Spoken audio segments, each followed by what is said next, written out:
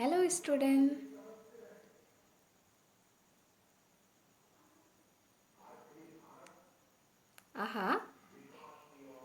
এতিয়া আমি lecture 3 part 2 continue কৰো।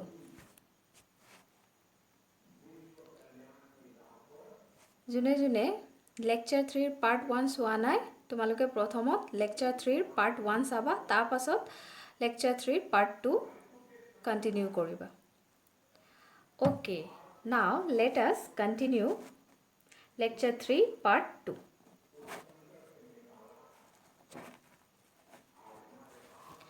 আমি lecture 3 part 1ত পঢ়িলো যে উদ্ভিদে আংগিক প্ৰজনন কেনেকৈ দেখায়। উদ্ভিদে আংগিক প্ৰজনন দুই প্ৰকাৰৰ দেখাব পাৰে। প্ৰথমটো প্ৰকাৰ হৈছে প্ৰাকৃতিক আংগিক প্ৰজনন। আৰু প্ৰাকৃতিক আংগিক প্ৰজননৰ বিষয়ে আমি আলোচনা কৰিলো lecture 3 part 1ত। এতিয়া আমি lecture 3 part 2ত উদ্ভিদৰ কৃত্ৰিম আংগিক প্ৰজননৰ বিষয়ে পঢ়ো। উদ্ভিদৰ কৃত্ৰিম আংগিক প্ৰজনন artificial vegetative propagation in plant। এতিয়া এই পদ্ধতিক কোৱা হৈছে কৃত্ৰিম আংগিক প্ৰজনন। তাৰ অৰ্থ হৈছে এই পদ্ধতিত মানুহ জড়িত হৈ থাকিব আৰু মানুহ জড়িত হৈ থকাৰ বাবে এই পদ্ধতিটোক কৃত্ৰিম আংগিক প্ৰজনন বুলি কোৱা হৈছে বা কৃত্ৰিমভাৱে এই আংগিক প্ৰজনন কৰোৱা হয়। এতিয়া আমি চাওঁ যে উদ্ভিদৰ কৃত্ৰিম আংগিক প্ৰজননৰ প্ৰকাৰসমূহ কি কি। প্ৰথমটো প্ৰকাৰ হৈছে কলম, যাক কাটিং বুলি কোৱা হয়। 2 নম্বৰ প্ৰকাৰ হৈছে জোড়া কলম, গ্ৰাফটিং। 3 নম্বৰ প্ৰকাৰ হৈছে জাপা কলম, লেয়াৰিং। আৰু 4 নম্বৰ প্ৰকাৰ হৈছে সূক্ষ্ম প্ৰবৰ্ধন বা মাইক্ৰ প্ৰপাগেশ্যন। উদ্ভিদৰ কৃত্ৰিম আংগিক প্ৰজননৰ 4টা পদ্ধতি হৈছে, প্ৰথমটো পদ্ধতি হৈছে কলম, যাক কাটিং বুলি কোৱা হয়। 2 নম্বৰ পদ্ধতি হৈছে জোড়া কলম বা গ্ৰাফটিং বুলি কোৱা হয়। 3 নম্বৰ পদ্ধতি হৈছে জাপা কলম, যাক লেয়াৰিং বুলি কোৱা হয়। আৰু 4 নম্বৰ পদ্ধতি হৈছে সূক্ষ্ম প্ৰবৰ্ধন বা মাইক্ৰ প্ৰপাগেশ্যন। এতিয়া আমি এটা এটাকে আলোচনা কৰোঁ।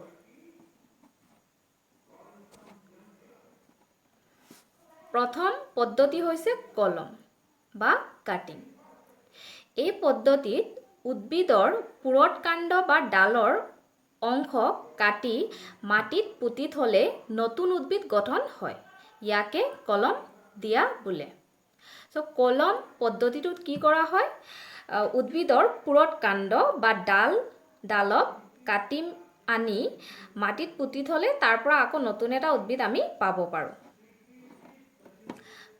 এতিয়া আমি চাওঁ যে কলমৰ 3টা প্ৰকাৰ আছে আৰু কলমৰ 3টা প্ৰকাৰ হ'ল, প্ৰথমটো হৈছে শিপা কলম বা ৰুট কাটিং। শিপা কলম বা ৰুট কাটিং। ইয়াত আমি কি কৰিম, শিপা কাটি আনি মাটিত পুতি থলে তাৰ পৰাই আমি কি পাব পাৰোঁ, নতুন এজোপা উদ্ভিদ। আৰু এই শিপা কলম দিয়া বা শিপা কলম পদ্ধতি প্ৰয়োগ হোৱা উদ্ভিদ কেইজোপা উদাহৰণ হৈছে নেমু, সুমতিৰা। ইয়াত ছবিত দেখুওৱা হৈছে যে কিদৰে নেমু গছ কিছুমান নেমু গছ গঠন কৰা হৈছে তাতে শিপাৰ পৰা। ইয়াত এই পদ্ধতিটো কে কোৱা হৈছে শিপা কলম। ইয়াত কি কৰা হৈছে, শিপাবোৰ প্ৰথমত গজোৱা হৈছে আৰু তাৰ পৰা কি কৰা হৈছে, শিপাবোৰ কাটি নি আকৌ ৰোপণ কৰা হৈছে আৰু ইয়াৰ দ্বাৰাই আমি কি পাইছোঁ, নেমু গছ আৰু তেনেকুৱা সুমতিৰা আৰু বহুতো উদাহৰণ আছে। সবে বুজি পালা যে শিপা কলম কেনেকুৱা কৰা হয়। শিপাবোৰ কাটি নি আমি যদি অন্য ঠাইত ৰোপণ কৰোঁ তেতিয়াহ'লে তাৰ পৰাই আকৌ আমি কি পাব পাৰোঁ, কিছুমান উদ্ভিদ। আৰু এই শিপা কলম পদ্ধতিটো কি উদ্ভিদৰ ওপৰত আমি প্ৰয়োগ কৰিব পাৰোঁ, নেমু সুমতিৰা। এতিয়া আমি চাওঁ যে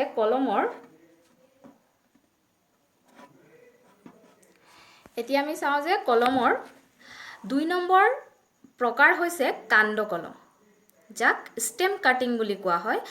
এই পদ্ধতিটোত উদ্ভিদৰ কাণ্ড কাটি আমি যদি ৰোপণ কৰোঁ তেতিয়াহ'লে আমি আকৌ এজোপা উদ্ভিদ পাব পাৰোঁ। আৰু তেনেকুৱা এই পদ্ধতি প্ৰয়োগ কৰা উদ্ভিদ উদাহৰণ হৈছে গোলাপ, জবা, কুঁহিয়াৰ। আৰু ইয়াত ছবিত দেখুওৱা হৈছে যে কিদৰে আমি গোলাপৰ এটা ডালৰ পৰা বা এটা কাণ্ডৰ পৰা আমি সম্পূৰ্ণৰূপে এজোপা গোলাপ ফুলৰ উদ্ভিদ পাব পাৰোঁ। ক্লিয়াৰ হৈছে চবৰে? তেনেকুৱা আমি জবা গছৰো কৰিব পাৰোঁ, কুঁহিয়াৰৰো কৰিব পাৰোঁ। আৰু এই পদ্ধতিটো হৈছে কৃত্ৰিম আংগিক প্ৰজননৰ পদ্ধতি, আৰু এই পদ্ধতিটোৰ নাম হৈছে ষ্টেম কাটিং বা কাণ্ড কলম।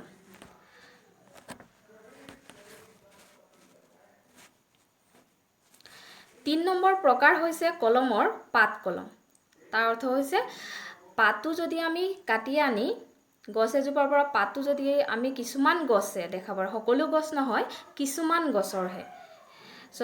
কিছুমান গছ ইয়াত উদাহৰণ আমি ল'ব পাৰোঁ দুপৰটেঙা। দুপৰটেঙাৰো গছ এজোপাৰ পৰা যদি আমি পাত এখিলা কাটি আনি ৰোপণ কৰোঁ তেতিয়াহ'লে তাৰ পৰাও কি পাব পাৰোঁ, আমি নতুন দুপৰটেঙা গছ।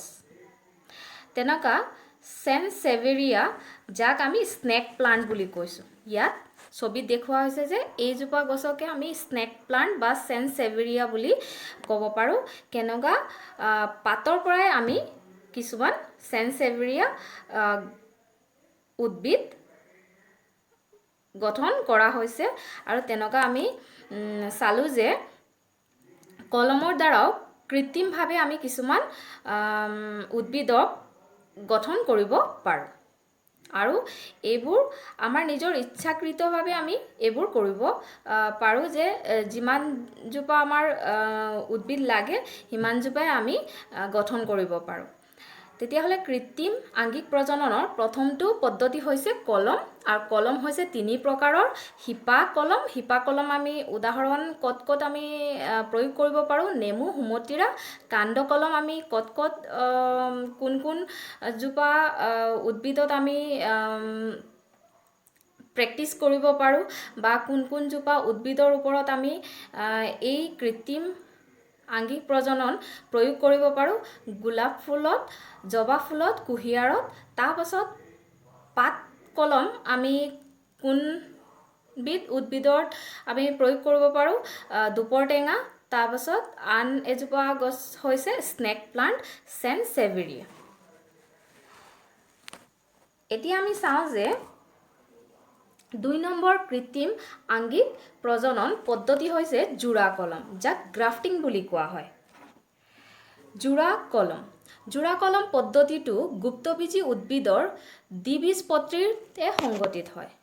যোৰা কলম, যিহেতু ইয়াত যোৰা শব্দটো আছে, যোৰা তাৰ অৰ্থ হৈছে ইয়াত যিকোনো দুটা বস্তুক আমি যোৰা লগোৱাৰ কথা। সেইবাবে কোৱা হৈছে যে এই পদ্ধতিটো, যোৰা কলম পদ্ধতিটো কেৱল মাত্ৰ গুপ্তবীজী উদ্ভিদৰ দ্বিবীজপত্ৰীতে সংঘটিত হয়। তাৰমানে এই প্ৰক্ৰিয়াটো বা এই পদ্ধতিটো আমি অকল দ্বিবীজপত্ৰী উদ্ভিদৰ ক্ষেত্ৰতে প্ৰয়োগ কৰিব পাৰোঁ। কিহৰ কাৰণে আমি একবীজপত্ৰীত কৰিব নোৱাৰোঁ? ইয়াৰ কাৰণ হৈছে যে যোৰা কলম একবীজপত্ৰীত প্ৰযোজ্য নহয়। কাৰণ হ'ল যে একবীজপত্ৰীৰ উদ্ভিদত কেম্বিয়াম উপস্থিত নাথাকে, আৰু যোৰা কলমৰ বাবে কেম্বিয়াম উপস্থিত থকাটো দৰকাৰ।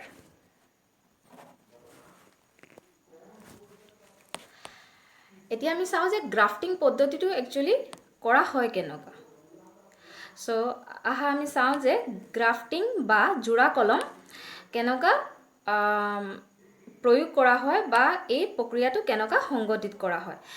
এজোপা উদ্ভিদৰ সৰু ডাল এটা অথবা মুকুল এটা অন্য এক জাতীয় অথবা একে গোত্ৰৰ উদ্ভিদৰ ডালৰ লগত কাটি সুমাই বান্ধি দিয়া হয়।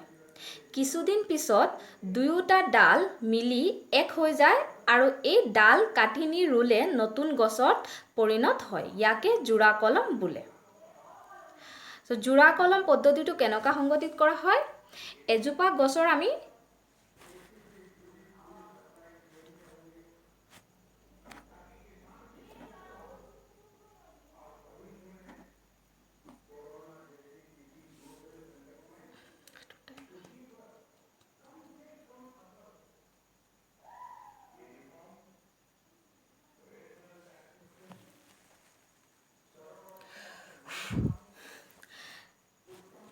জোড়া কলম পদ্ধতিটো কেনেকুৱা সংগঠিত কৰা হয়।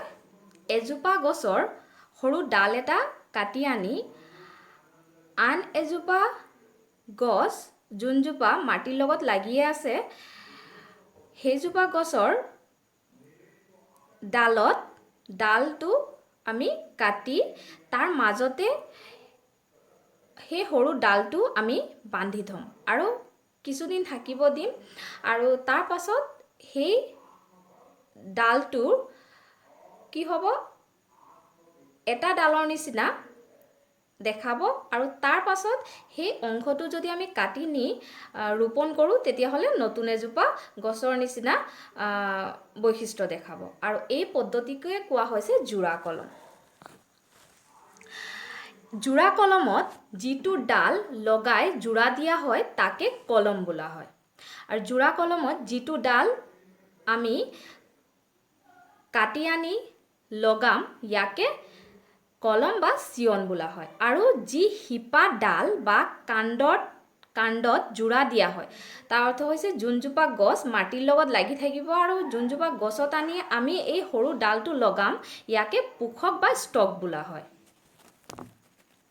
ইয়াত চোৱা ছবিত দেখুওৱা হৈছে যে প্ৰথমত আমি ডাল এটা কাটিলোঁ, সৰু ডাল। তাৰ পাছত আমি কি কৰিলোঁ, মাটিত লাগি থকা গছ এজোপা আমি কাণ্ড এটা আমি মাজৰ পৰা বা আধা ছাইডৰ পৰাই আমি কি কৰিলোঁ, ভাগ কৰিলোঁ আৰু সেই ভাগ কৰি চিল্ড কৰি তাৰ ভিতৰতে এই সৰু ডালটো আমি সুমাই বান্ধি দিলোঁ আৰু বান্ধি দিয়াৰ ফলত এই ছবিত দেখুওৱাৰ দৰে সিহঁতে বৈশিষ্ট্য দেখাব আৰু অলপ দিন পাছত এনেকুৱা লাগিব যে এই ডালটো এজোপা গছৰে হয়। তেনেকুৱা অলপ ডালটো কেইবাদিন পাছত থাকিব দিয়া হয় আৰু পাছলৈ এই ডালটো কাটি নি আমি যদি আকৌ ৰোপণ কৰোঁ তেতিয়াহ'লে নতুন গছ এজোপাৰ নিচিনা বৈশিষ্ট্য দেখাব আৰু যদিও এনেকুৱা ডালটো থাকিও যায় তেতিয়াহ'লে লাগিব যে এজোপা গছৰে হয়। এনেকুৱা প্ৰক্ৰিয়াবিলাকক আমি জোড়া কলম। ইয়াত আমি জোড়া অৰ্থটো লগোৱাৰ কাৰণ হৈছে যে দুজোপা উদ্ভিদক আমি কি কৰিছোঁ, এজোপাৰ নিচিনা এজোপা কৰিবলৈ চেষ্টা কৰিছোঁ। দুজোপা গছৰ দুটা বৈশিষ্ট্য থাকিব আৰু দুটা বৈশিষ্ট্যই আমি কি কৰিব পাৰোঁ, এজোপা গছতে পাব পাৰোঁ।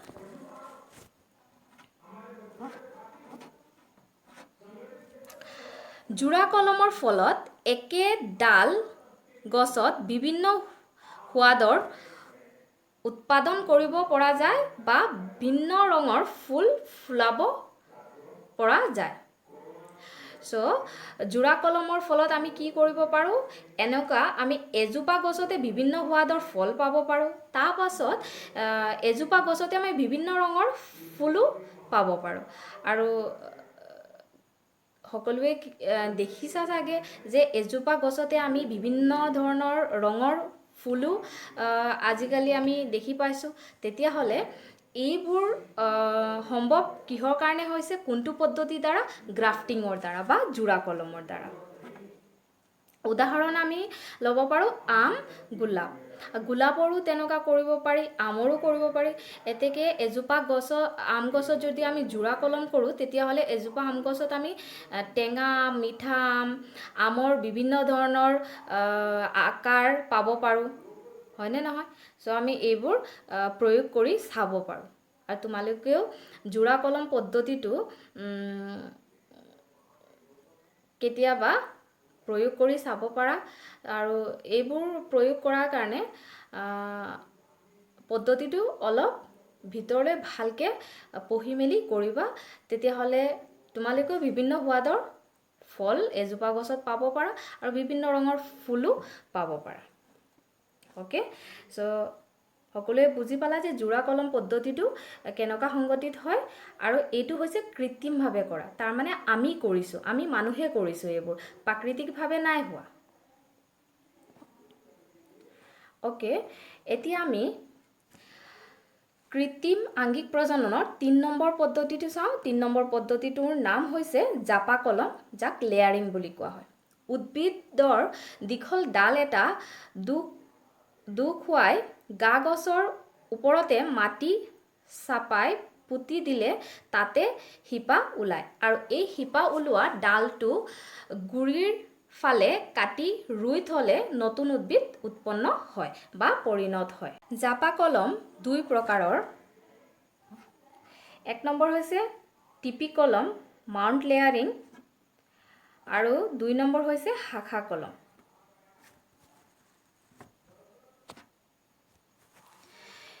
এতিয়া ছবিটো চোৱা, ছবিটোত 2টা প্ৰকাৰে দেখুওৱা হৈছে জাপা কলমৰ। চ' জাপা কলম পদ্ধতিটো কেনেকুৱা কৰা হয়? 2 প্ৰকাৰৰ আছে। এটা হৈছে টিপি কলম। টিপি কলমটোত কি কৰা হয়?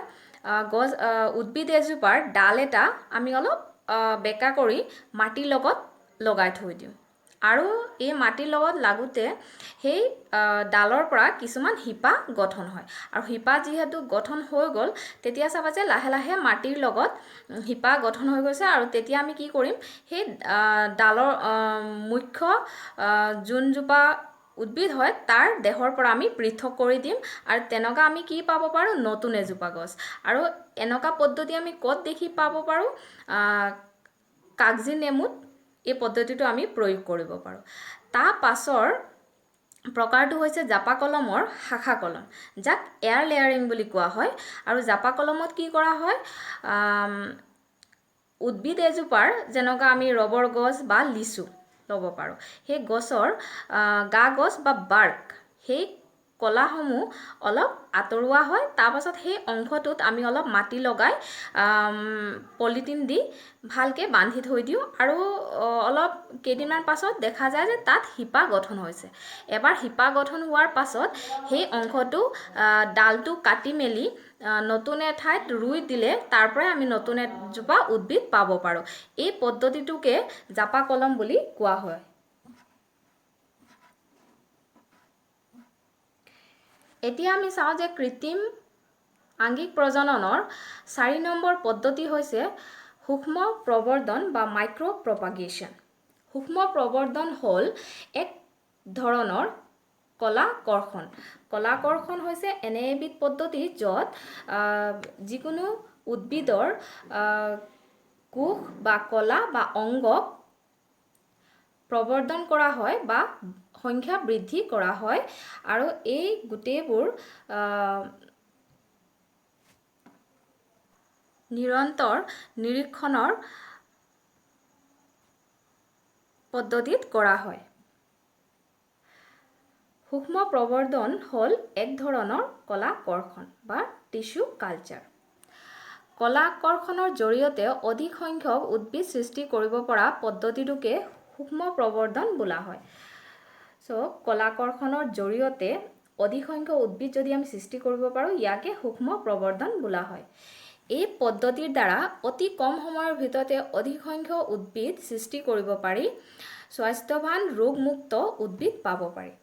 সেইকাৰণে এই পদ্ধতিটো হৈছে কৃত্ৰিম আংগিক প্ৰজনন। ইয়াত আমি যিকোনো উদ্ভিদৰ কলা বা কোষ বা অংগ ব্যৱহাৰ কৰি সিহঁতৰ সংখ্যা বৃদ্ধি কৰিব পাৰোঁ আৰু তেনেকুৱা আমি কম সময়ৰ ভিতৰতে অধিক সংখ্যক উদ্ভিদ পাব পাৰোঁ, স্বাস্থ্যৱান ৰোগমুক্ত উদ্ভিদ পাব পাৰোঁ।